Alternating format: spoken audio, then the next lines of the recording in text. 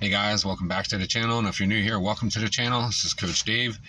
Sorry for the way that video ended so abruptly. It pretty much ended at a good spot though, but I'm going to continue and jump right back in. So hopefully you saw part one. This is going to be part two of probably 4 or 5 videos all about my heavily dismissive avoidant attached style ex who leaned heavily narcissistic with personality traits and similarities. So at the end of the first one, I had reached out to her to ask if she was okay because of how hostile this guy was being.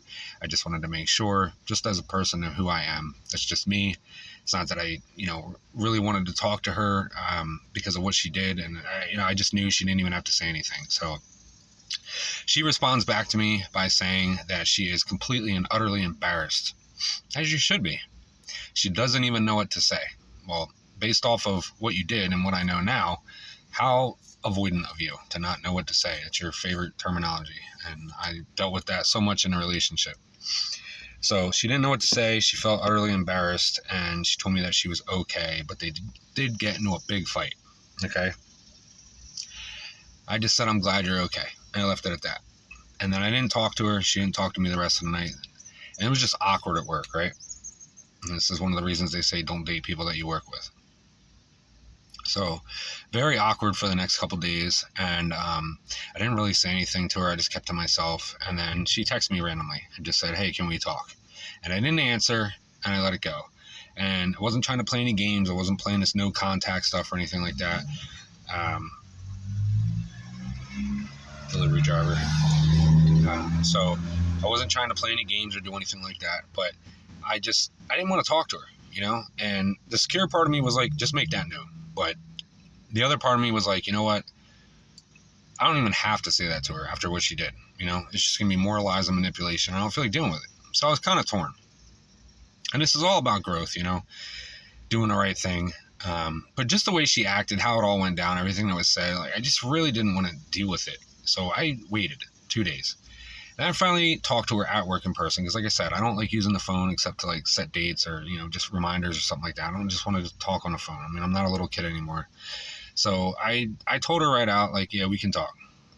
And we met up after work to talk, and we're sitting in the parking lot, and I'm waiting for her to talk. You're the one that wanted to talk, so I'm letting you have the floor, talk. I'm not being rude or anything, but another delivery driver. So I literally, sorry, delivery drivers. Okay, so I picked a bad spot to film these, but it's so hot outside and it's so close to where I was hiking that I just got to get in the shade. So I do apologize about that. So I'm waiting for her to talk, and I pretty much noticed that she's not really jump-starting the conversation, so I shouldn't have to do this, but I jump-start the conversation, and I just say, so do you mind telling me what that was about? And she gives me the most watered-down version of basically, they are still living together. She didn't mean to say something else about it, but he wouldn't let her leave to go stay at an Airbnb, and she doesn't know what to do, basically playing damsel in distress. And I wasn't falling for any of it, you know what I mean? And I don't recall all of it, but she pretty much tried to paint a picture about how she's still there. They're not sleeping in the same bed. They're not technically together. They're not having sexual relations or anything. Feed me all this stuff. And it's just one of those things where you're like, listen, if you're still there, I don't want to talk to you in this manner. There's just nothing that can become of us.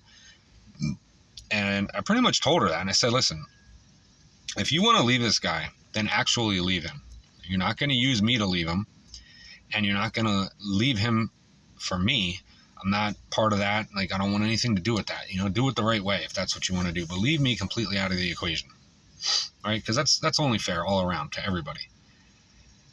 So she's going on and on about how she wants to do things the right way. She doesn't want to do it like that. She doesn't want to mess it up. She likes who we are and our connection. She only wants to see it grow and nurture it. And, all these things that sound really great on paper.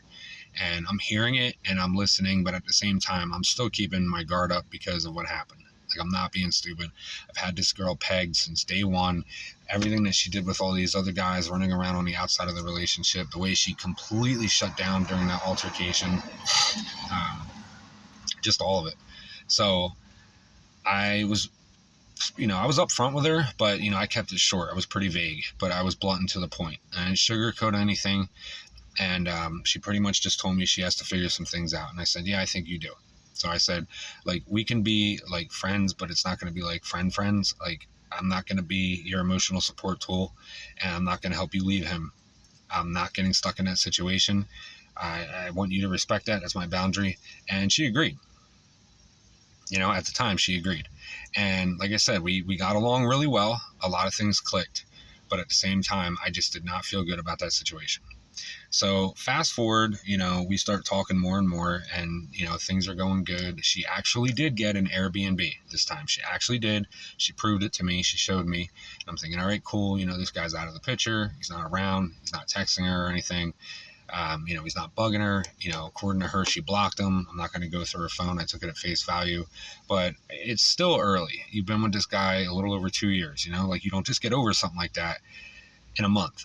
And it doesn't matter if you're dismissive, avoidant, or a narcissist, or secure, or anxious, whatever. Like, it takes time. And dismissive and fearful avoidants do not take time to get over somebody. What do? They monkey branch and set somebody else up. And that's what she was doing the entirety of their relationship, more than likely, or when she got bored of him, or whatever was going on that she was searching for outside of the relationship with all those other guys. And for some reason, even though I knew this, I still put myself in that position where I became one of them. Like an idiot. But you live and you learn. So I don't know, again, why I thought that it was going to be any different and I could be what she needed. But the way she pitched it was that this guy was abusive, and, he was mentally and physically, and all these bad traits and qualities and things. And I'm listening to it, and I'm like, okay, like, maybe it really is. I saw how he acted. And this is what really sold me.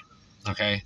Because I wanted to believe that everything I knew about this being just BS was true, and I was seeing it for what it really was, even through the lies.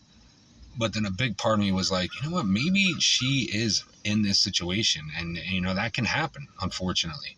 Maybe she really is being abused.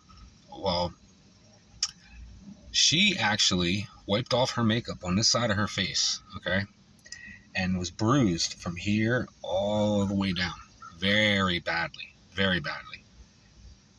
And I just said, whoa, what happened? And she said, well, remember when I told you we got in an argument? And I said, yeah. And she goes, well, this is what happened. He hit me. And my jaw dropped, because I'm like, wow, like, she was telling the truth. And like, wow, I feel really bad now, because I'm sitting here trying to decide if I can actually trust and believe what you're saying. And this happened. So not only right then and there did, like, the white knight want to come out and save her and help her and everything, but at the same time, I'm like, I really don't want to get involved with this, especially if it's being this bad. But I want to do the right thing and try to help you, whether it's like getting you some help, like police, counseling her. She didn't want to do any of that. Kind of a red flag, right? So we talked, and I really did. I felt very bad for her. And then, like, obviously she couldn't hide it. It came through the makeup. It took a while for it to come through. And a lot of people at work knew, and just, like, told her to stay away from him, like, it's no good and anything like that. And then we started clicking, right? We got along really, really well. And I let that moment, seeing the bruises and the damage and how he acted before, cloud my judgment completely. Then in that moment, looking back at it, and I can safely say that I had so many opportunities. I feel like my mom and dad, God rest their souls, were sending me signals. Everybody always says, oh, send me a sign. And knowing what I knew about her, seeing him show up, the way she acted and just shut down, and just all of it was like signs, like, hey, wake up, don't do this, let it go. And I just didn't. For whatever reason, I didn't. But then when that happened, I really did believe her. Okay, this guy really is this way. She's trying to escape him, and she can't. She's stuck out here several states away from her family with this guy. She has nowhere to go. It was the perfect damsel in distress story, and I fell for it, hook, line, and sinker. And to a degree, it was true, but there was a lot more to it. Like, again, I don't condone what this guy did, but he finally caught you, seeing other guys, and it just unfortunately had to be me.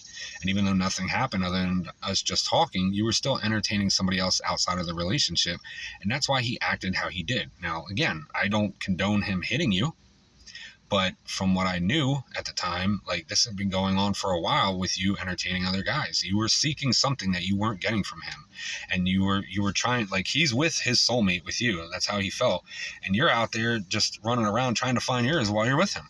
Like, that's the type of people dismissive and fearful avoidants are, and narcissistic people. So I did, though. I fell for that hook, line, and sinker.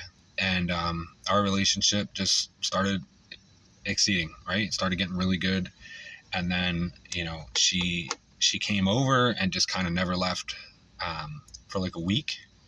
And then, I just always felt like something was wrong, and I'm thinking, all right, it's definitely got to be, it's just too soon, and I told her, like, we can take our time. We don't have to rush anything, like, I'm the one that's saying all this and setting these boundaries.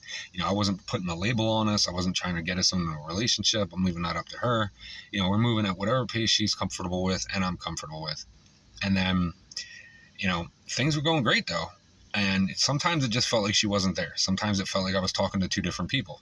Because, again, you have the love bomb, version, fallacy, fantasy that they put on and who they really are. And at this point, she's starting to feel things about her ex, and it's hitting her. She doesn't know how to deal with it. So I'm getting both sides of this right now. I'm feeling like I'm dealing with two different people. I'm talking to two different people. And in my great wisdom of wanting to help her, I start talking to her and I almost become like a therapist. And I hated it because I don't want to talk about your ex with you. I don't want to help you move through that because that's just going to push you back to him. So fast forward about a week, and what happens? She tells me one day, I'm off and she's going to work. She's like, hey, I'm going to stop at the store, Sephora, and grab some makeup after work. And I just thought, like, okay, that's random of you to say that to me, but all right. So she gets out of work at 2:30, 3:30 rolls around. I'm like, whatever, 4:30 rolls around. I'm kind of like, okay, something's kind of off here. How long does it take to get beauty products? And I'm like, whatever, I'm scared enough. 3 hours go by. All of a sudden it's 6:30. And I'm like, all right, it does not take 4 hours. What's going on here? So I get ready to reach out and be like, hey, is everything okay? And I'm not trying to sound clingy or anything, but just at this point, I feel like it's a perfect time to be able to do that. And she responds back finally and says that she's on her way. I'm going to cut this video here before it cuts out again on me. I'll pick it up in the next one.